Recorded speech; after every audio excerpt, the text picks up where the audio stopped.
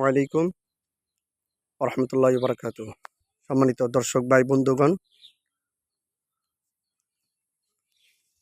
আজকে আমরা এই গাছ থেকে আল্লাহর দেওয়া নিয়ামত ফল পেঁপে ছিঁড়ব। পেঁপে পাকা রং ধরেছে, দেখতে পাচ্ছেন, রং চলে আসছে। বোটা থেকে আগলা করে নিয়ে এসছে।